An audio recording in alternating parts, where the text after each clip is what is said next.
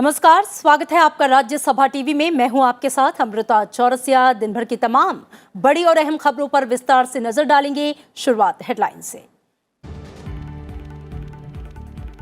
Corona virus से घरेलू उद्योग पर पड़ने वाले असर से निपटने के लिए जल्दी किए जाएंगे उपाय। केंद्रीय वित्त मंत्री निर्मला सीतारमण ने उच्च अधिकारियों और कारोबार जगत के साथ की समीक्षा बैठक। कोरोना वायरस के चलते उत्पादों की कीमतों में बढ़ोतरी नहीं होने का दिलाया भरोसा।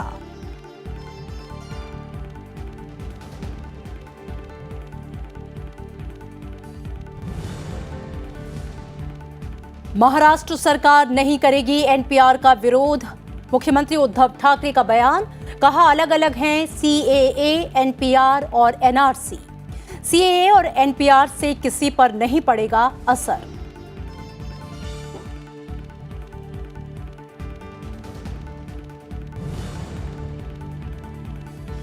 देश में खेल गतिविधियों को बढ़ावा देने के लिए आगे आए निजी क्षेत्र। खेल और युवा मामलों के मंत्री किरेन रिजिजू को उपराष्ट्रपति एम वेंकैया नायडू की सलाह। कहा, विश्वविद्यालयों और शैक्षणिक संस्थानों में भी खेलकूद से जुड़ी गतिविधियों को मिले उच्च प्राथमिकता।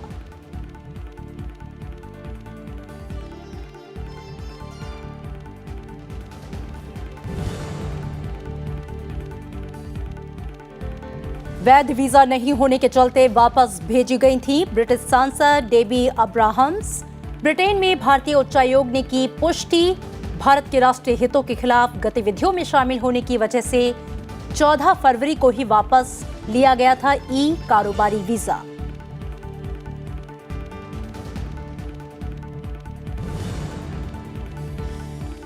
इराक जाने वाले भारतीयों के लिए विदेश मंत्रालय ने जारी किया यात्रा परामर्श। निनिवे, सलाहुद्दीन, दियाला, अनबार और किरकुक प्रांतों में जाने से बचने की सलाह। इराक के 5 प्रांतों को छोड़कर बाकी जगह जा सकते हैं भारतीय।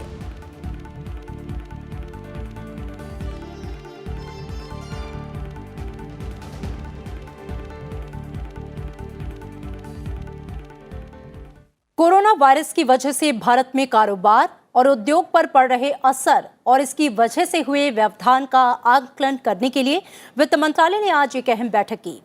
केंद्रीय वित्त मंत्री निर्मला सीतारमण ने बैठक में संबंधित पक्षों के साथ आयात निर्यात पर पड़े असर की समीक्षा की। इसमें ऑटो, दूरसंचार, इलेक्ट्रॉनिक, टेक्सटाइल, फार्मा और रासायनिक क्षेत्र के प्रतिनिधि मौजूद थे। बैठक के बाद वित्त मंत्री ने कहा कि कोरोना वायरस की वजह से कच्चे माल की सप्लाई और आयात निर्यात पर पड़ने वाले असर का समाधान निकालने की कोशिश कर रहे हैं। निर्मला सीतारमण ने कहा कि सभी विभागों के सचिवों के साथ कल बैठक होगी और सभी मुद्दों का समाधान निकालने की कोशिश की जाएगी।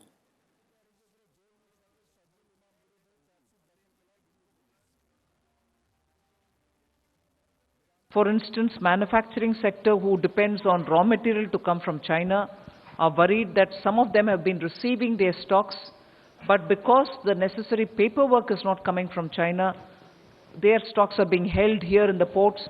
The request was, can customs take a self-declaration or some kind of a statement from them and release the stocks? That could be one of the things which came up for a manufacturing company.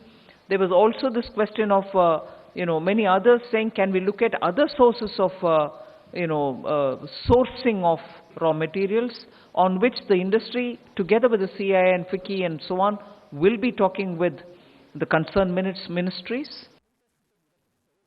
वित्त मंत्री निर्मला सीतारमण ने कहा कि सरकार जल्द ही घरेलू उद्योग पर कोरोना वायरस के प्रकोप के प्रभाव से निपटने के उपायों की घोषणा करेगी।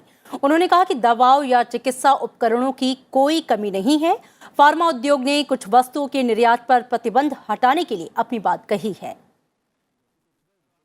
जहां तक मैंने सुना आज ऐसे कुछ नहीं है। ऊपर से मैं ये भी ऐड करूं, मेडिकल डिवाइसेस मैन्युफैक्चरिंग वाले ये भी मांग रहे थे कि एक्सपोर्ट बैन को हटा दो, जिससे, क्योंकि 2 फरवरी को एक ऑर्डर निकाला, समटाइम 31 जनवरी को जो ऑर्डर था सबको रोकने के लिए, एक्सपोर्ट ना करने के लिए, उसको बदलते हुए फरवरी में एक ऑर्डर आया जिससे कम some items can be exported. उसको बढ़ाने के लिए मांग है कि और भी आइटम उसमें जोड़ो जिससे हम और एक्सपोर्ट कर पाएंगे। सो शॉर्टेज का विषय नहीं है, कैपेसिटी है, माल है, उसको बेचने के लिए, एक्सपोर्ट को रिलैक्स करने के लिए डिमांड था। भारत में चीन के राजदूत सुन विदोंग ने कोरोना वायरस से निपटने के लिए चीन की प्रतिबद्धता जताई है। उन्होंने कहा कि चीन ने 80 बिलियन RMB आवंटित किया है। चीन के पास पर्याप्त संसाधन और उपकरण हैं। साथ ही महामारी के बाद आर्थिक उतार चढ़ाव से निपटने के लिए भी इंतजाम किए गए हैं। उन्होंने कहा कि हुबेई प्रांत के बाहर कोरोना वायरस के मामलों में तेजी से कमी आई है। The National Health Commission sent 217 medical teams with more than 30,000 medical staff and 3 mobile P3 laboratories to support the medical treatment in Hubei.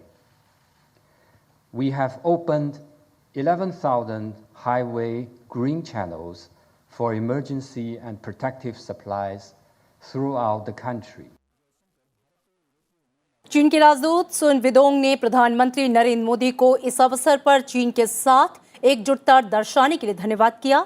खासतौर पर प्रधानमंत्री नरेंद्र मोदी की चीन को मदद की पेशकश को और चीन के राष्ट्रपति शी जिनपिंग के पत्र का जिक्र करते हुए उन्होंने आशा व्यक्त की कि भारत कोरोना वायरस की वजह से चीन के साथ व्यापारिक संबंधों में कमी नहीं लाएगा। Since the outbreak of the epidemic, many foreign friends, including Indian friends, have been encouraging Wuhan and China, and they say, stay strong Wuhan and stay strong China, as you have just done. So we thank you for this, and we have full confidence to win this battle. चीन के Wuhan से भारत लौटे सभी लोगों की अंतिम जांच में कोरोना वायरस से संक्रमित नहीं होने पर इनको छुट्टी दी जा रही है। इन सभी लोगों को ITBP और भारतीय सेना की देखरेख में अलग अलग केंद्रों में रखा गया था। हरियाणा के मानेसर स्थित सैन्य शिविर में चीन के वुहान शहर से लाकर रखे गए सभी 248 लोगों में कोरोना वायरस नहीं पाए जाने के बाद उन्हें आज छुट्टी दी गई। वहीं चीन के वुहान से लाए गए और नई दिल्ली के छावला में ITBP शिविर में अलग से रखे गए 400 से अधिक लोगों में कोरोना वायरस नहीं पाए जाने के कारण कल उन्हें छुट्टी दे दी गई। इनमें मालदीव के 7 नागरिक भी शामिल हैं। ड्यू प्रिकॉशंस जो भी हम ले सकते थे वो हमने लिए। ड्यू प्रिकॉशंस में पूरा जो अंदर फोमाइट्स था, हमने जो कपड़े थे, इनके बेडिंग, ये सब इनके हमारे पास स्टीम डिसइंफेक्टर थे, तो which generated steam is at 100+ degrees, the invisible part of the steam, उससे हमने सारे इनके बेडिंग एवरी डे डिसइंफेक्ट होते थे। एंड बाकी का कमरे के अंदर फॉगिंग होती थी, हमारे पास एक जो सॉल्यूशंस थे तो हम लोग वो यूज करते थे। चीन में कोरोना वायरस से मरने वालों का आंकड़ा 1868 पहुंच चुका है। संक्रमण से सबसे अधिक ग्रस्त हुबेई प्रांत में कल 93 और लोग इस महामारी के शिकार हो गए।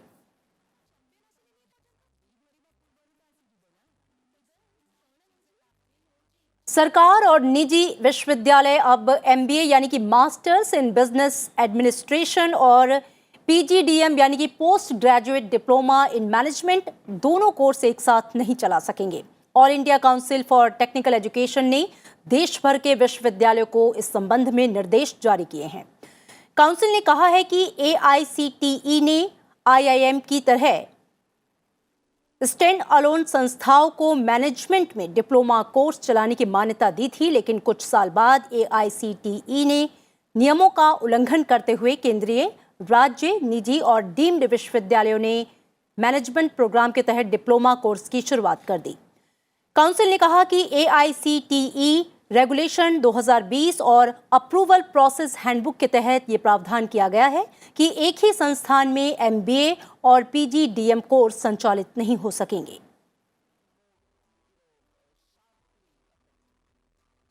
महाराष्ट्र में NPR लागू होने में कोई अड़चन नहीं आएगी। मुख्यमंत्री उद्धव ठाकरे ने आज कहा कि महाराष्ट्र में NPR का विरोध नहीं किया जाएगा क्योंकि इसमें कुछ भी विवादित नहीं है। उन्होंने कहा कि CAA और NPR में किसी पर कोई असर नहीं पड़ेगा। मुख्यमंत्री उद्धव ठाकरे ने ये भी कहा कि एनपीआर में जो भी जानकारी जुटाई जानी है उन्हें वे व्यक्तिगत रूप से देखेंगे। उद्धव ठाकरे ने कहा कि सीएए, एनआरसी और एनपीआर ये तीनों ही चीजें अलग अलग हैं और अगर महाराष्ट्र में सीएए लागू होता है तो किसी को चिंता करने की जरूरत नहीं है। हालांकि उन्होंने एनआरसी लागू करने के मुद्दे पर सहमति नहीं जताई। नागरिकता संशोधन कानून और एनपीआर के मुद्दे पर महाराष्ट्र में सत्तारूढ़ शिवसेना, एनसीपी और कांग्रेस गठबंधन बंट गया है। ये दूसरा मौका है जब शिवसेना की तरफ से सहयोगी पार्टियों के दबाव में आए बिना फैसला लिया गया। इससे पहले महाराष्ट्र सरकार ने कहा था कि यलगार परिषद मामले की जांच एनआईए द्वारा अपने हाथ में लेने पर उसे कोई आपत्ति नहीं है, जिस पर एनसीपी प्रमुख शरद पवार ने नाखुशी जताई थी।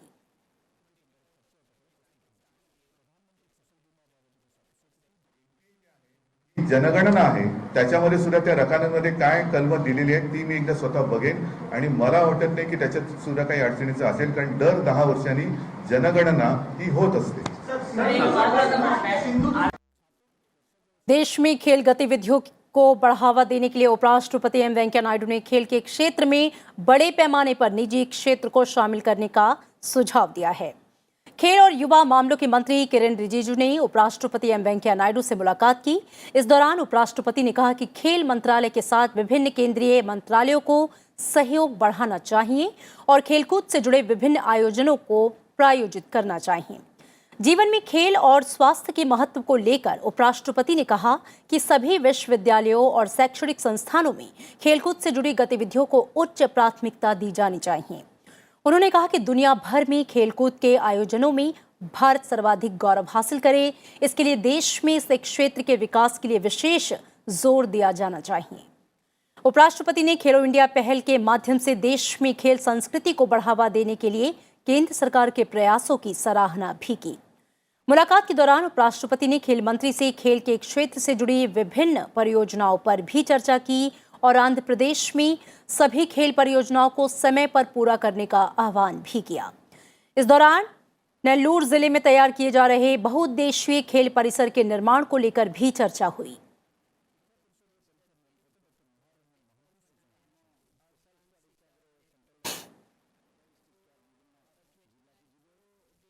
और इसी के साथ यहां रुकेंगे एक छोटे से ब्रेक के लिए। आप देखते रहिए राज्यसभा टीवी।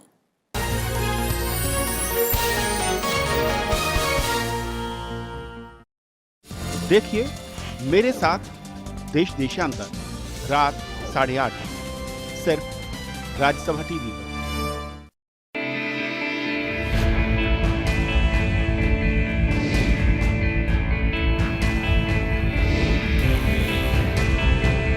हर वो आर्थिक फैसला या नीति जो तय करता है विकास की गति, कैसे और क्यों लिए जाते हैं फैसले, क्या होता है इनका हम पर असर। देखिए अर्थनीति शनिवार शाम 7:30 बजे सिर्फ राज्यसभा टीवी पर।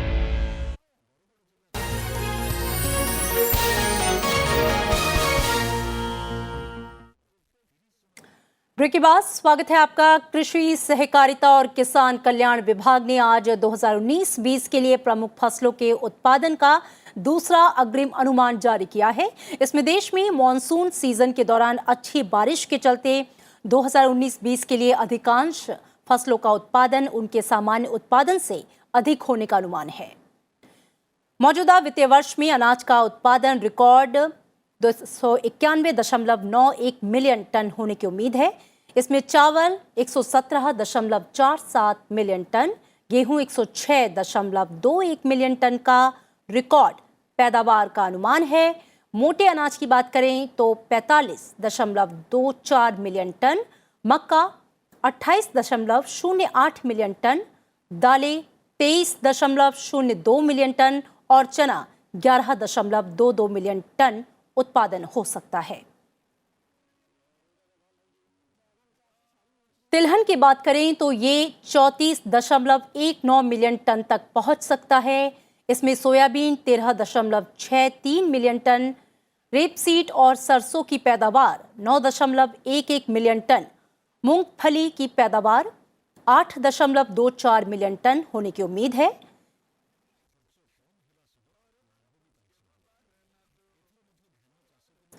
देश में गन्ना उत्पादन में मौजूदा वित्तीय वर्ष में 353.85 मिलियन टन उत्पादन हो सकता है। देश में कपास उत्पादन 34.89 मिलियन गांठे और जूट उत्पादन 9.81 मिलियन हो सकता है।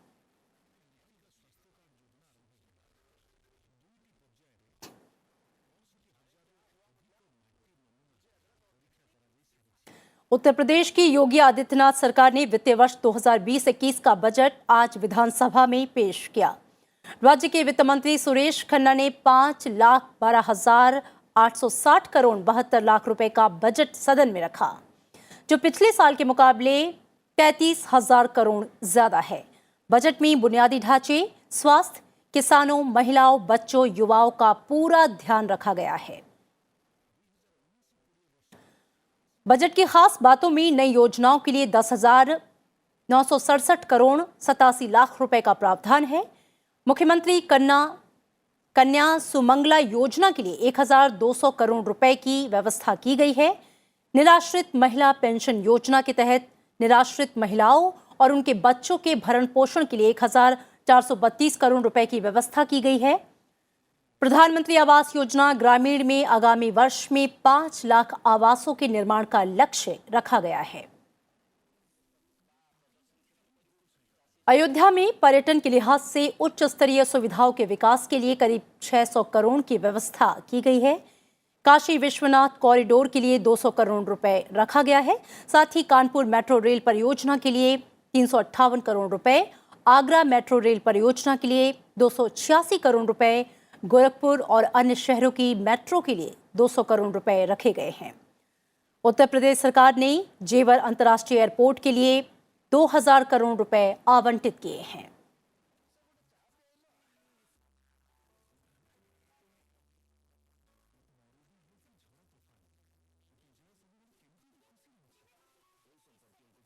स्वच्छ भारत मिशन के लिए 5,791 करोड़ रुपए का इंतजाम किया गया है। यूपी के युवाओं को स्वरोजगार और रोजगार से जोड़ने के लिए मुख्यमंत्री शिक्षुता प्रोत्साहन योजना और युवा उद्यमिता विकास अभियान प्रारंभ किए जाने का निर्णय भी लिया गया है।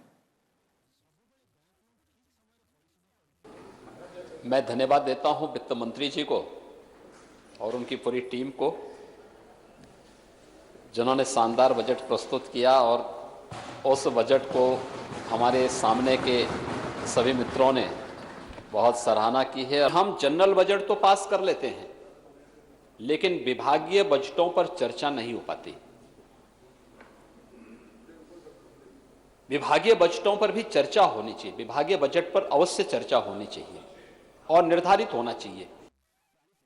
ढांचागत विकास कार्यों के लिए पेड़ों की कटाई किए जाने को लेकर सुप्रीम कोर्ट ने चिंता जताई है। मुख्य न्यायाधीश S.A. बोबडे ने कहा कि ग्रीन कवर को संरक्षित किया जाना चाहिए। पश्चिम बंगाल में रेलवे ओवरब्रिज के निर्माण के लिए पेड़ों की कटाई से जुड़े मामले में सुनवाई के दौरान सुप्रीम कोर्ट ने ये टिप्पणी की। मुख्य न्यायाधीश ने कहा कि पेड़ों को काटे बिना रास्ता बनाने का कोई तरीका हो सकता है। उन्होंने कहा कि ये तरीका थोड़ा महंगा हो सकता है, लेकिन संपत्ति को ज्यादा महत्व दिया जाए, ये बेहतर रहेगा।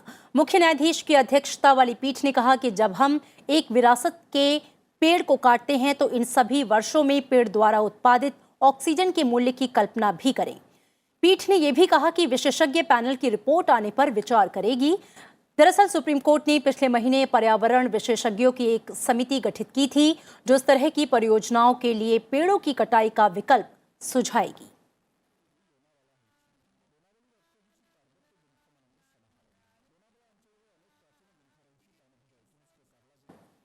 Jamia Millia Islamia new friends colony में हुई हिंसा के मामले में शर्जील इमाम को 3 मार्च तक के लिए न्यायिक हिरासत में भेज दिया गया है।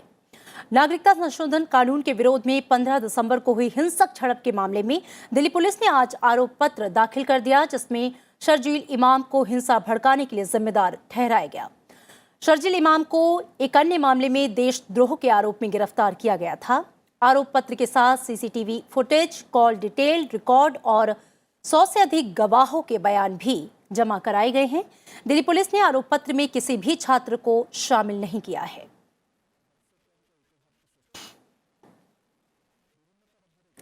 अमेरिकी राष्ट्रपति डोनाल्ड ट्रंप और उनकी पत्नी मेलानिया ट्रंप 24 और 25 फरवरी को भारत यात्रा पर आ रहे हैं। अहमदाबाद में उनके स्वागत के लिए भव्य तैयारियां की जा रही हैं। मुख्य कार्यक्रम अहमदाबाद के मोटेरा स्टेडियम में होगा। कार्यक्रम का नाम नमस्ते ट्रंप रखा गया है। इस दौरान वो दुनिया के सबसे बड़े क्रिकेट स्टेडियम का प्रधानमंत्री नरेंद्र मोदी के साथ उद्घाटन करेंगे। वो अहमदाबाद में एक रोड शो में भी शामिल होंगे और साबरमती आश्रम का दौरा करेंगे। वहीं ट्रंप के आगरा जाने का भी कार्यक्रम है।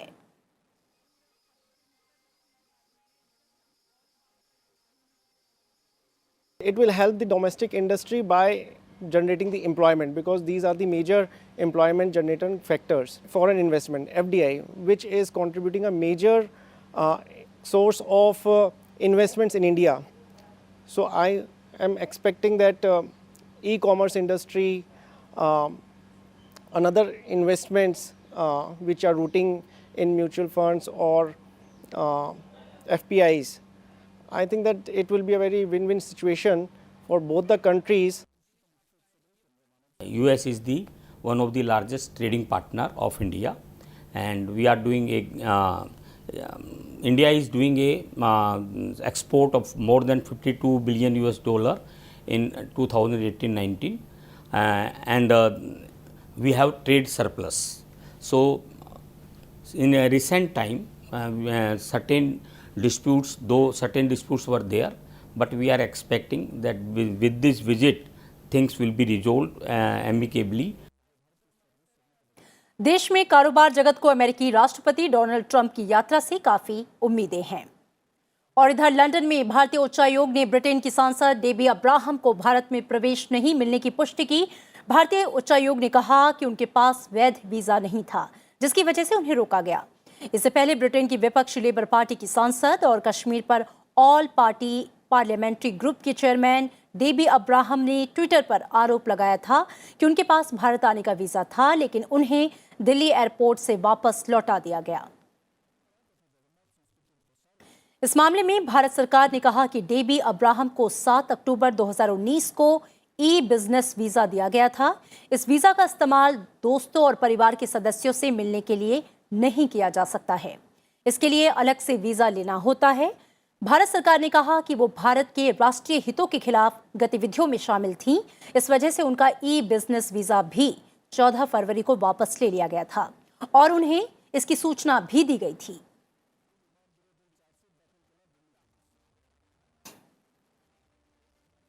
विदेश मंत्रालय ने इराक की यात्रा पर जाने वाले भारतीय यात्रियों को पहले के परामर्श में थोड़ी सी छूट देते हुए संशोधित परामर्श जारी किया है और सुरक्षा के नजरिए से 5 प्रांतों में नहीं जाने की सलाह दी है।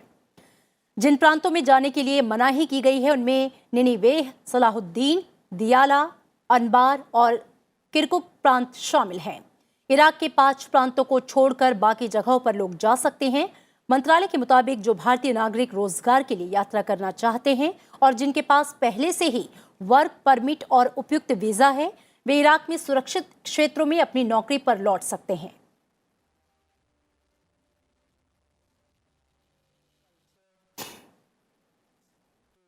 और अब बात पर्यावरण और जलवायु परिवर्तन को लेकर खास पेशकश की।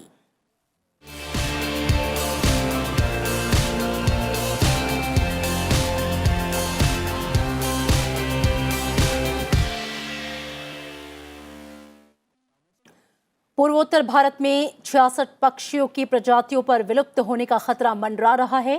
प्रवासी प्रजातियों के संरक्षण को लेकर आयोजित 13वें कॉन्फ्रेंस ऑफ पार्टीज यानी कि COP13 के सम्मेलन में इन पक्षियों को उच्च संरक्षण की श्रेणी में रखा गया है। रिपोर्ट के मुताबिक इनमें से 23 प्रजातियां अरुणाचल प्रदेश में हैं, वहीं असम में 22, मणिपुर में 7, मेघालय में 3, मिजोरम में 4, नागालैंड में 5 और त्रिपुरा में 2 प्रजातियां विलुप्त हो रही हैं। रिपोर्ट के मुताबिक वर्षा वनों का संरक्षण कर इन प्रजातियों को बचाया जा सकता है।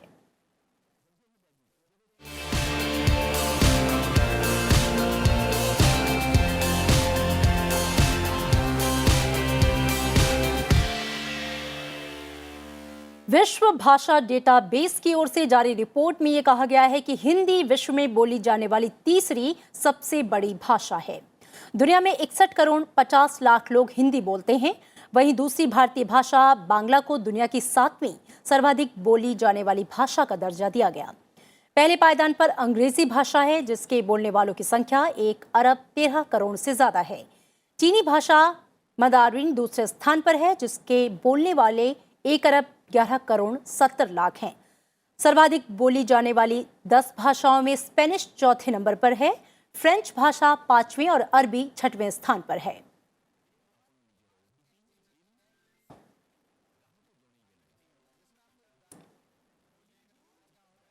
प्रधानमंत्री नरेंद्र मोदी 23 फरवरी को मन की बात में देश विदेश के लोगों के साथ अपने विचार साझा करेंगे। इस कार्यक्रम के लिए प्रधानमंत्री नरेंद्र मोदी ने लोगों से अपने सुझाव देने को कहा है। मन की बात कार्यक्रम के लिए सुझाव 1800-17-800 पर रिकॉर्ड करवाए जा सकते हैं। सुझावों को नमो ऐप, ओपन फोरम या माई गॉव पर भी भेजा जा सकता है। ये सुझाव शनिवार तक भेजे जा सकते हैं। मन की बात मासिक कार्यक्रम की 62वीं कड़ी होगी।